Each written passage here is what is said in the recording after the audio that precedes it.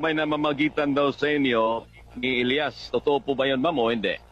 Para maliwanag po ito, ma'am, o. Actually, sir, yun na yung ginamit ni kasi ginamit ni Edward nung ayaw ko kasi mag-sign si Elias ng kontrata doon sa kanya. And then doon sa bookings. Alam mo yung bookings niya until December. Patay-patayan, sir.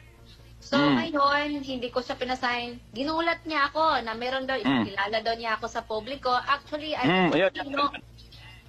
yun yung panggulat niya, yung pananakot niya. Actually, hindi naman ako takot nun, sir, kasi nakilala ko siya noong March 3 pa lang. Hindi ko siya kilala ng lubusan. Actually, hindi nga kami nagkasama ng mag-banding, no? Hindi po.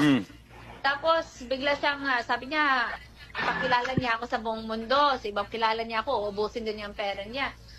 Yun po. Yes po, actually, sir. Na-capture ko yun, ma'am. Kaya pinilit ko talagang makita at hanapin yung contact ninyo. At salamat naman. At po, maging balanse po yung atin pong pagbibigay po ng impormasyon sa tao. Dahil lalo na ngayon, kilala si Elias. At alam ko, ma'am, tumatakbo din po kayong isang public officials para maging transparent po ang lahat. Yes, okay po, go ahead, ma'am. Actually, ang sagot ko doon, sir, buti alam nila. Kami, hindi pa namin alam. Ngayon, sir, actually, ang rate doon ni Elias, actually, ang Mindanao, nilagay namin ng 200,000. 200,000 po ang Mindanao ngayon kasi they are 30 personnel na sila. Yung staff.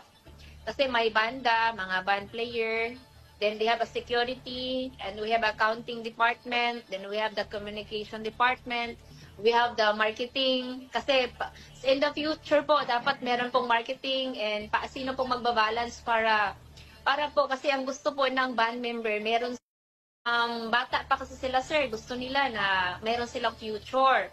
Ang gusto nila, pinaghirapan nila, so dapat meron din silang mapatunguhan kung ang gusto nila po is yung price na market po is po yun yung parang kasi, sir, sobrang laki talaga ng production ngayon ni Elias. Tulong siya ng tao, lalo na imagine, sir, sa Mindanao po, sa Mindanao, sobrang layo yung bibiyahe niya, 8 hours to 11 hours. Tapos maghati-hati sila dun sa 200,000 then expenses. Yung actually, merong booking dun sa kay Kalumad Band. Kung ano man yung transaction ni Kalumad Band, hindi po alam ni Elias yun. Okay. Ayan yun, maliwanag yan, ha? Kung ano man yung transaction ngayon ng Kalumad Band, wala na po, hindi na po kaugnay o wala na